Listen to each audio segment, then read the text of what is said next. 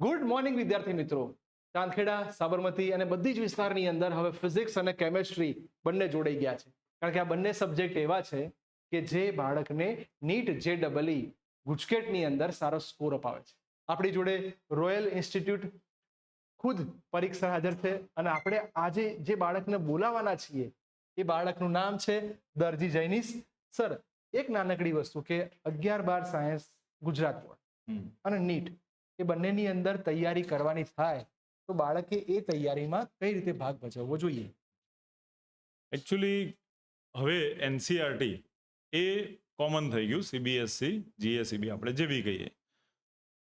એક વખત છોકરો જો theory line to line word to word બરાબર ડાયજેસ્ટ કરી લે, દેન આફ્ટર એ ગુજરાત બોર્ડ અથવા તો GUJCET, Gujarat board theoretical descriptive એની પ્રોપર લખીને તૈયારી કરી લે, બરાબર, એને પચાવી લે બરાબર, પછી એને કોઈ પણ લેવલના MCQ હોય, લેવલ 1 એટલે બોર્ડ કહીશું આપણે, લેવલ 2 એટલે ગુજસેટ, અને દેન આફ્ટર જી નીટ માટે લેવલ 3 છોકરાઓ છોતરા કાઢી નાખે એવું રિઝલ્ટ આવશે. યસ, બહુ સુંદર વાત સરે કરી કે તમે પહેલા NCERT ને word to word line to line સમજી લો અને પછી એના ઉપરથી કન્સેપ્ટ ઉપર ભાર મૂકો. બહુ સુંદર વાત છે.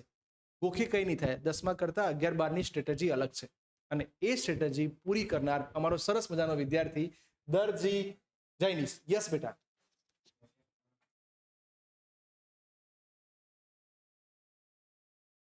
વેલકમ બેટા.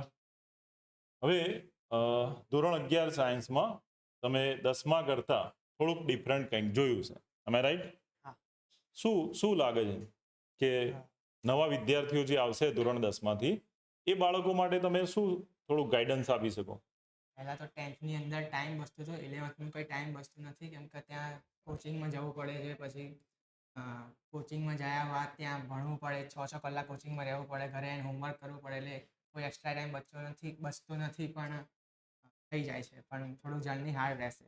ઓકે, બોર્ડ થિયરી લખીને કરવાથી બોર્ડનું કામ થઈ જાય અને પછી MCQ 80 થી 90% જાતે કરી શકો. ક્યાંક ટ્વિસ્ટ લેવલના હોય એ સરે ટ્રીક દ્વારા તમને કરાવવામાં આવે. અમે રાઈટ ઓર રોંગ? બોર્ડની થિયરીના દાખલાઓ, સ્વાધ્યાયના દાખલાઓ એને લખીને તૈયાર કરવાથી ફાયદો થાય, બોર્ડ બી ક્લિયર થઈ જાય ને, બરાબર? અને એ કરવાથી તમારા MCQ એની ઉપર બી એક જેટલી પ્રેક્ટિસ કરતા જાઓ એમ તમારું MCQ ની અંદર પણ ગ્રીપ આવતી જાય, બરાબર? તો MCQ ની તૈયારી માટે શું તમે કહેશો? MCQ ની તૈયારી માટે પહેલાં તો કોઈ સારું મટીરિયલ અને એની અંદરથી પહેલાં MCQ વાંચીએ તો પહેલાં ટોપિક ક્લિયર હોવા જોઈએ, જેથી MCQ સારી રીતે થાય. અને MCQ કરવા માટે પહેલાં તો રકમ કમ્પ્લીટ વાંચવી પડે અને એની અંદર ડેટા નોટ કરવો પડે. એના પછી MCQ ઉપર જવાય અને પહેલાં શું કઈ ટ્રીક વપરાય, એની અંદર કઈ શોર્ટ ટ્રીક આવે એ બધું જોવું પડે. પછી આપણો ટોપિક ક્લિયર હોય તો MCQ ક્લિયર આરામથી થઈ શકાય. Very good. જો છોકરાએ શું કીધું કે MCQ નો ક્વેશ્ચન બરાબર ધ્યાનથી વાંચવો પડશે.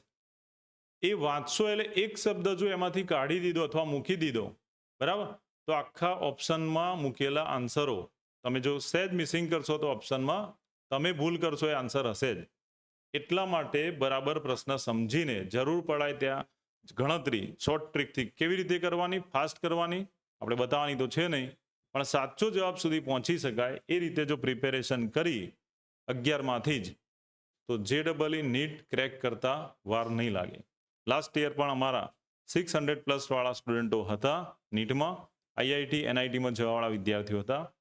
આ વખતે પણ આ લોકો એમની મહેનતથી અને સાચા માર્ગદર્શનથી ખૂબ સારી સફળતા મેળવે એવી શુભેચ્છાઓ. થેન્ક યુ વેરી મચ બેટા.